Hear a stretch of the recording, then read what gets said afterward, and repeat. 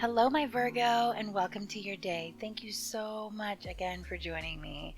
I just love having you come back time and time again.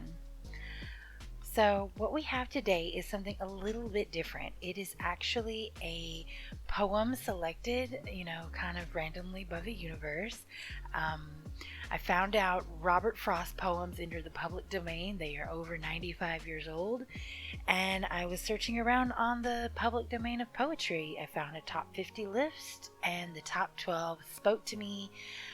Number 4 was connected to water, and that's my sign, water, and I'm the 4th house. So I just felt really inclined to do this. Some of them have been kind of long, some of them have been kind of short. But they're just fun. They're very different, not something you would just go out and read. So it's a little bit of, American history in a way. And so I'm going to read a poem for you, long story short. And after that, I'm going to draw a card of inspiration, and we will see how you can be inspired even more. So a poem to kickstart it, and then a card to help us find focus, inspirational focus, creative focus. All right, so without further ado, here is your poem. The Oak by Alfred Lord Tennyson. Live thy life, young and old, like yon oak, bright in spring, living gold. Summer rich, then, and then autumn changed, somberer hued, gold again. All his leaves fallen at length, look he stands, trunk and bough, naked strength.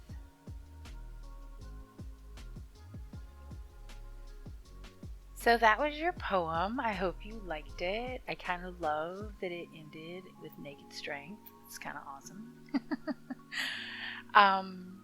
So I hope that was a little bit of different kind of poetry and inspiration for you. And so what we can see now is that the moon is waning gibbous, and it is in Virgo. It's in your sign. So you are probably feeling really cozy and really home emotionally. You're just like, oh, I just want to be content, be in my safe haven, things that I love. Let's do that. And that's great. Be who you are. If you're feeling something, feel it. Go with it. Explore that. Don't put up barriers and resistance to nature's, little switches inside our minds.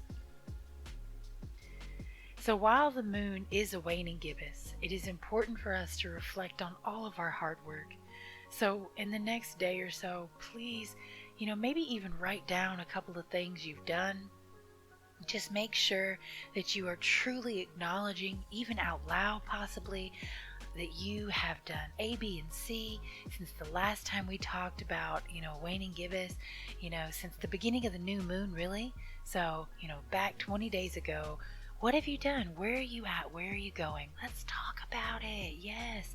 Talk about it with yourself. Comment down below. I would like to know. I'm so interested in what you guys are up to. And be grateful. Let's have gratitude. Let's express it together. And just in general, make sure that you're not fostering any negativity about what you have yet to accomplish.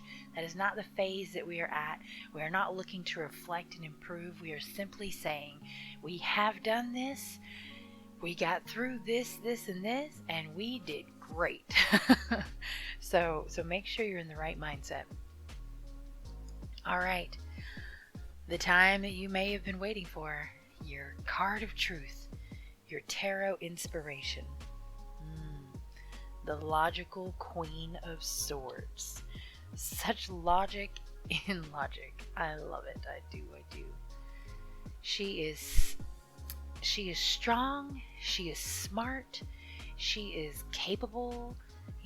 She is just a beautiful, beautiful card. I don't know if she is controlled by Virgo. She is in Virgo. She is, nope, I was wrong. No, she's in Capricorn and Aquarius. But either way, regardless of where she's located, this is your inspiration card. And what this means for us is that your inspiration should come from a place of logic, like it always does, but emotional balance. There is a need to be not too judgy. Make sure that you're being intellectual, but also emotionally understanding with people.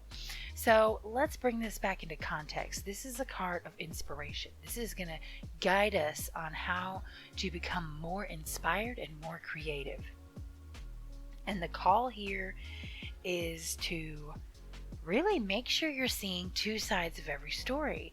And if you're in a situation where you're just so on your side of the fence and you're looking back like, it's always the same old, just take a minute and put yourself on the other side of that fence. Mentally say, if I was them and in their shoes, even if I wouldn't do it exactly like them, how would I do it? Don't just view it from your side. Don't just take in what you perceive to be logically true. Look at things that are question marks that you're like, you're not doing that right. That's not how I would do that. But instead of being like, you're not doing right, and that's not how I would do that kind of attitude and energy, instead be like, if I was them, how would I do it different? But not in a judgmental way, in a completely just objective, logical, trying to balance the options that they have and understand where they're coming from, but also how would you do it different?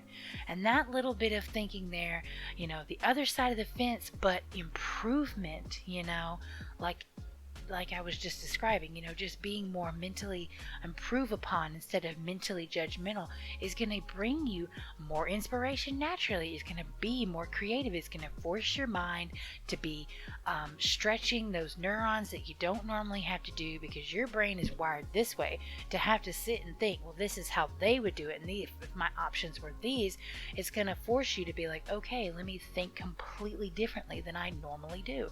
And that is the whole point of all these inspiration cards. It's not to say that this is what you should do to go be inspired, or this is what you need to do to be more creative. This is something that is in your possibly, in your life right now, where you can take a situation like this card has for you, like this card is offering you, and focus on it with new mental intent and just exercising sections of your mind that you don't normally exercise, and going through these exercises, these mental exercises of thinking outside the box is going to naturally cause your little neurons and receptors to just be a little stronger in places that they aren't normally, because you normally don't think like that. So, Queen of Swords, that big sword energy. Let her guide you into a little bit more of a different, fun, creative energy over the next week or so. And I hope you enjoyed the poem. Really, Virgo, that's all I have for you today, and I will see you later.